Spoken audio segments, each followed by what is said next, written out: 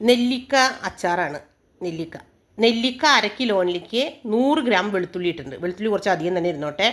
വെളുത്തുള്ളി ഇട്ടിട്ടുണ്ട്. വെളുത്തുള്ളി 100 ഗ്രാം, മുളകും പൊടി 5 സ്പൂണ്, മഞ്ഞൾപ്പൊടി 1/4 സ്പൂണ്, പെരിങ്കായം 1/2 സ്പൂണ്.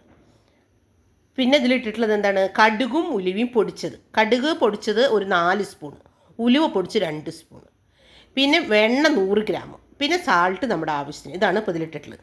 ഫസ്റ്റൊക്കെ ഞാൻ അച്ചാറും എന്തെങ്കിലുമൊക്കെ ചെയ്തിട്ട് ഞാൻ വീഡിയോ പിടിച്ച് യൂട്യൂബിൽ ഇടുമ്പോൾ എൻ്റെ ഒരു ഫ്രണ്ട് ഉണ്ട്, സുമേച്ചിയുടെ മോനുണ്ട്.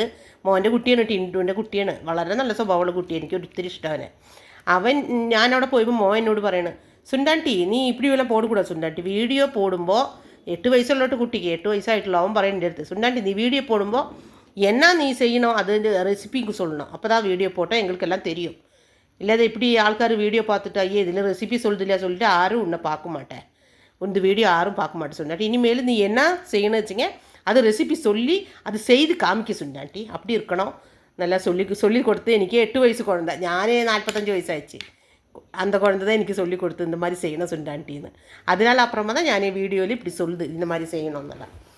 அதனால ഇപ്പോൾ ഞാൻ പറയണു, ഇപ്പോൾ നെല്ലിക്ക, എന്താണ്, വെളുത്തുള്ളി, ഇപ്പോൾ ഞാൻ പറഞ്ഞല്ലോ റെസിപ്പി അല്ല, ഇതെല്ലാം നന്നായി വെളുത്തുള്ളി നെല്ലിക്കും കൂടി ഈ കടുക് പൊട്ടിയതിൻ്റെ ശേഷം ഈ എണ്ണയിലേക്ക് ഇട്ടിട്ട്, കടുക് പൊട്ടി കഴിയുമ്പോൾ ഈ എണ്ണയിലേക്ക് കടുകും ഉലുവയും പൊടിച്ചത് ഇടണം.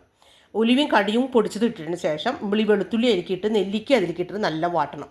അത് വാട്ടിയതിൻ്റെ ശേഷമാണ് നമ്മൾ ഓഫ് ചെയ്യണം. ഓഫ് ചെയ്ത ശേഷം മുളകും പൊടി, മഞ്ഞൾപ്പൊടി, പെരിങ്കായം, സാൾട്ട് കുറച്ച് അധികം തന്നെ മുന്നിൽ തന്നെ നിന്നോട്ടെ സാൾട്ട്.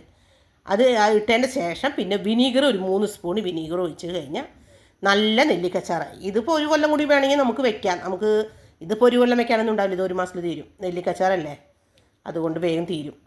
ഇതാണ് എൻ്റെ ഇന്നത്തെ സ്പെഷ്യൽ, ടുഡേ സ്പെഷ്യൽ നെല്ലിക്കച്ചാർ. എല്ലാവരും ചെയ്ത് നോക്കൂ. ഓക്കേ. എൻ്റെ റിയാൻ പറഞ്ഞ മാതിരി എല്ലാം ഞാൻ പറഞ്ഞിട്ടുണ്ട്.